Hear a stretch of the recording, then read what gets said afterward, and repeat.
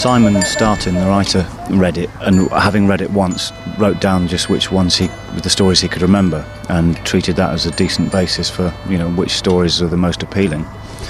And then we came in for a couple of days at the beginning of May and just thrashed out some ideas of how to stage those.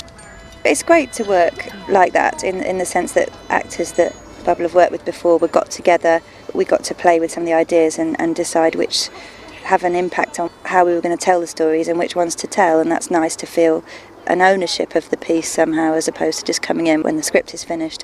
One of the speeches that Daphne does came out of the research and development process, and I feel like, that's the reason that's in there, is because I was there, so that's nice.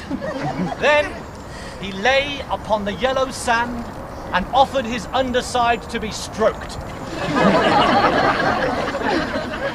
His belly... The character of Daphne is somebody who's been interfered with by Cupid.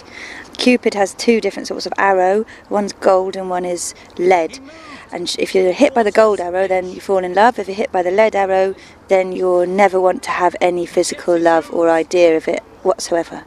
So she's been hit by a lead arrow, but unfortunately the god Apollo has been hit by the golden arrow, and he chases her all over the countryside, and eventually, in order to save herself, she gets turned into a tree.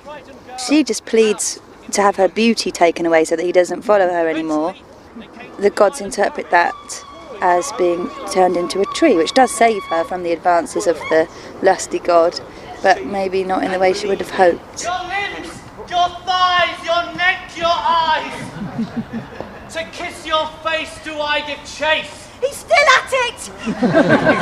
I worship you. Now worship me. My, you're lovely when you flee. He's not having me! My love is true. Have not you guessed?